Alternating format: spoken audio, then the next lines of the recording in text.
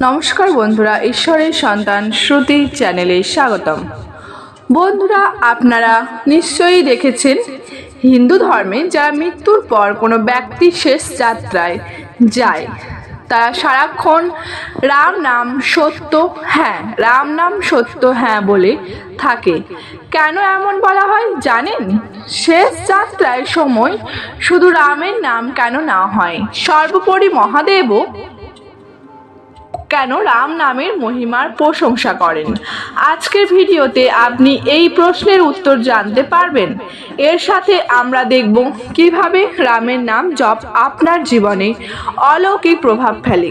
বাল্মীকি একজন পতিত এবং সাধারণ ডাকাত কিভাবে রাম নামের প্রভাবে ত্রিকালদর্শী মহর্ষি বাল্মীকি হয়ে ওঠেন এবং রামায়ণের মতো একটি মহাকাব্য রচনা করেন। হ্যালো বন্ধুরা, আমাদের চ্যানেলে স্বাগতম। আপনাকে চ্যানেলটি সাবস্ক্রাইব করার জন্য অনুরোধ করা হচ্ছে এবং কমেন্ট বক্সে জয় শ্রী নারায়ণ লিখে ঈশ্বরের প্রতি কৃতজ্ঞতার প্রকাশ করুন। বন্ধুরা, তুলসীদাসজি বলেছেন, তুলসী আপনি রাম করিস, ভজ চাহে খিচ উল্টো, শীত উগিয়ে ক্ষেত পড়ে জো। বীজ অর্থাৎ রামের নাম যাই নেওয়া হোক না কেন, প্রেমে হোক না ক্রোধে হোক, ফল দিয়ে খেতে পড়ে তাকে বীজ যেভাবে উল্টো পাল্টা হোক বা খাড়া হোক গাছে পরিণত হয় এবং ফল ধরে। বন্ধুগণ, পদ্মপুরাণে একটি প্রসঙ্গ আছে যে একবার মা পার্বতী মহাদেবকে জিজ্ঞাসা করেন যে আপনি কার ধ্যান করেন? রাম রাম রামেতি, রামে রামে মনোরমে সহস্র নাম, তা তুল্য রাম নাম রাবণে। এই শ্লোকে ভগবান শিব পার্বতীজিকে বলেছেন যে জাগ্রত, স্বপ্ন এবং নিদ্রা এই তিনটি অবস্থায় শ্রীরামের নাম জপ করতে হবে। হে পার্বতী, আমিও এই সুন্দর রামে আনন্দ পাই। রামের এই নাম বিষ্ণু সহস্র নামের সমতুল্য। তার মানে এটা ভগবান বিষ্ণুর হাজার হাজার নামের সমান। রাম মানে আলো, কিরণ এবং শব্দের মূলে রাম রা অক্ষরটি অর্থ আভা এবং মা অক্ষরটির অর্থ আমি বা আমার। তাই রাম শব্দের অর্থ আমার ভিতরের আলো বা আমার হৃদয়ের আলো। এমনকি মহাভারতেও রাম নামের মহিমা নিয়ে একটি প্রসঙ্গ পাওয়া যায়, যেখানে যুধিষ্ঠিরও শেষ সময় কেন রাম নাম সত্য স্লোগান দেওয়া হয়।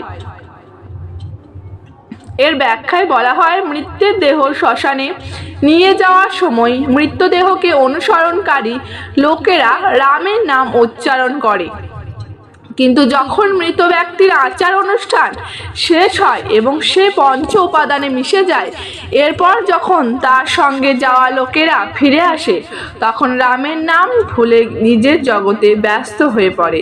এরপর নিহতের পরিবারের সদস্যরা তার সম্পত্তি পাওয়ার জন্য নিজেদের মধ্যে মারামারি শুরু করে। যুধিষ্ঠির বলেছেন যে প্রত্যেক মানুষকে তার জীবনে কারো না কারো সব যেতে হবে এবং সেখানেও তিনি বলেছেন যে রাম নাম সত্য, কিন্তু শ্মশান থেকে বেরিয়ে আসার সাথে সাথে এই সত্যতা সে ভুলে যায়। কিভাবে এত বড় সত্যকে মানুষ সরাসরি দেখেও কেন মেনে নেয় না? এর চেয়ে আশ্চর্যের বিষয় এই পৃথিবীতে আর কি হতে পারে? এছাড়াও ধর্মীয় গ্রন্থে বলা হয়েছে যে মৃত্যু যেমন অপরিবর্তনীয় সত্য, তেমনি এই পৃথিবীতে রাম নামও সত্য। বন্ধুরা, শেষ ভিত্তের সময় রাম নাম সত্যের স্লোগান দেওয়ার অর্থ মৃত্যুকে তা পাঠ করা নয়, বরং একথা বলার উদ্দেশ্য শুধু পরিবার পরিজন ও বন্ধু বান্ধবদের বোঝানো যে জীবনেও শুধু রামের নামই সত্য, বাকি সব বৃথা। বন্ধুরা, এখন নিশ্চয়ই ভাবছেন শুধু রাম নাম কেন সত্য? কারণ রামের নাম জপ করলে মৃত ব্যক্তির আত্মা মুক্তি লাভ করে। এটা বিশ্বাস করা হয় যে শেষ যাত্রার সময় রামের নাম উচ্চারণ করলে মৃত ব্যক্তিকে জন্ম মৃত্যুর চক্র থেকে মুক্তি দেয় এবং তাকে শ্রীহরির চরণে স্থাপন করে। শুধু তাই নয়, শাস্ত্রে এটাও বলা হয়েছে যে রাম নাম জপ করলে মানুষের মনে খারাপ চিন্তা আসা বন্ধ হয়, যার প্রভাবে মানুষ খারাপ কাজ করা বন্ধ করে এবং সত্যের পথে চলতে শুরু করে। এই রাম নাম জপের মাধ্যমে মৃত ব্যক্তির পরিবারের সদস্যদেরও সেই মৃত ব্যক্তিকে ভুলে যেতে সাহায্য করা হয়। যখনই পরিবারের কোনো সদস্যের মৃত্যু হয়, লোকেরা খুব বিরক্ত হয়। এমন পরিস্থিতিতে রামের নামই একমাত্র মন্ত্র যা সেই দুঃখের মুহূর্ত থেকে বেরিয়ে আসতে সহায়তা করে। বন্ধুরা, আপনার এবং আমাদের কাছে রাম নামটি একটি সাধারণ নাম বলে মনে হবে, কিন্তু রামায়ণের এর প্রেক্ষাপটে একই শব্দের দিকে তাকালে রাম নামটি অনেক বিস্তৃত হয়ে যায়, যা রঘুবংশীদের গুরু মহর্ষি বশিষ্ঠ বিষ্ণু সপ্তম অবতারকে দিয়েছিলেন। গুরু বশিষ্ঠের মতে রাম শব্দটি অগ্নিবীজ বীজ এবং অমৃত বীজ দুটি শব্দাংশ নিয়ে গঠিত। এই চিঠিগুলি মন, শরীর এবং আত্মাকে শক্তি দেয়। 3 বার রামের নাম জপ করা হাজার দেবতাকে স্মরণ করার মতো। গোস্বামী তুলসীদাস তার বিনয় পত্রিকা গ্রন্থে রাম নামের মহিমা গেয়ে লিখেছেন, ধ্যান ভক্তি সাধন অনেক সব সত্য, ঝুট কাছু নাহি, তুলসীদাস হরি কৃপা মিটে ভ্রম ভরস মন মাহি, গুরু কাহিও রাম ভজনী মহি, লাগত রাজ ডগ্রস উপায় জ্ঞান ভক্তি প্রবৃত্তি সম্পদ পাওয়া যায়। কিন্তু এগুলো থাকা সত্ত্বেও হরিকৃপা দ্বারাই অজ্ঞানতা বিনষ্ট হয়। যখন থেকে তার গুরুদেব তাকে রাম নাম দিয়েছেন, তার জীবনের যা কিছু ভালো হয়েছে তা কেবল রামের নামের প্রভাব ঘটেছে। রাম নামের মহিমা সম্পর্কিত অনেক ঘটনা আমাদের ধর্মগ্রন্থে পাওয়া যায়। মহর্ষি বাল্মীকির সেই ঘটনাগুলো মধ্যে একটি আপনি নিশ্চয়ই শুনেছেন, কিভাবে তিনি একজন কুখ্যাত ডাকাত থেকে বিখ্যাত ঋষি হয়েছিলেন। বন্ধুরা, পুরাণ অনুসারে মহর্ষি বাল্মীকি নাগা জাতিতে জন্মগ্রহণ করেছিলেন। ঋষি হওয়ার আগে সে ছিল কুখ্যাত ডাকাত। তার নাম ছিল রত্নাকর। মনুস্মৃতি অনুসারে তিনি ছিলেন প্রচেতা বশিষ্ঠ, নারদ পুরুষ প্রমুখের ভাই। তার সম্পর্কে আরও একটি কিংবদন্তি রয়েছে যে তার শৈশবে বাল্মীকিকে নিঃসন্তান ঢিলানি অপহরণ করেছিলেন।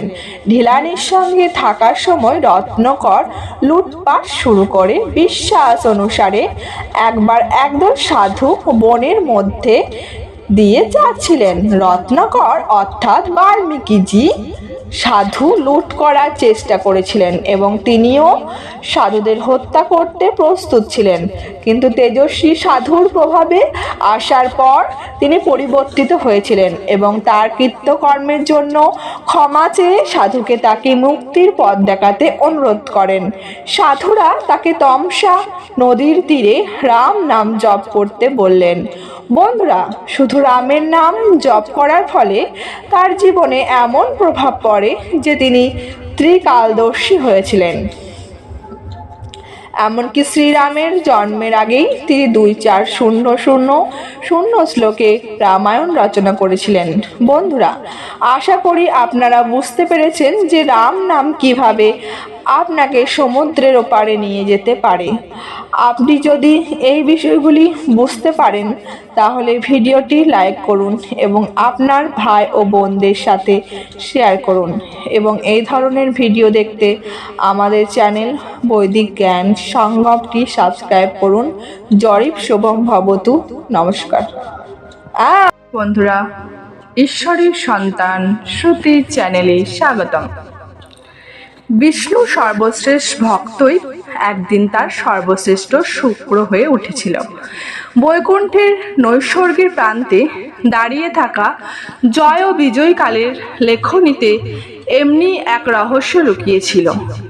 যে ভক্তি একসময় তাদের ঈশ্বরের সান্নিধ্য এনেছিল, সেই ভক্তি একদিন তাদের প্রভুর বিরোধে ঠেলে দেবে।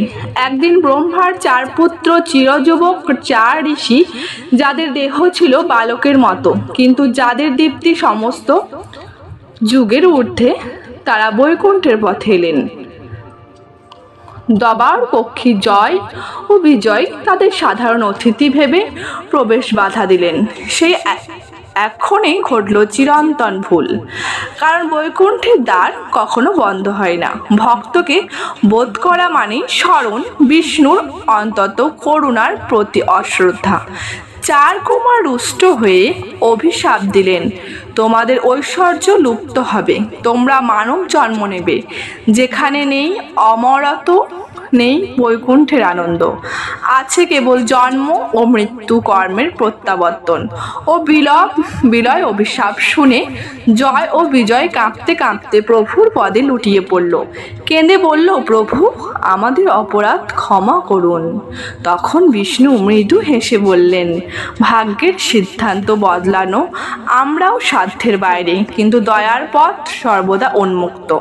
তোমরা চাইলে 7 জন্ম আমার ভক্ত হয়ে থাকতে পারো, অথবা 3 জন্ম আমার শত্রু হয়ে।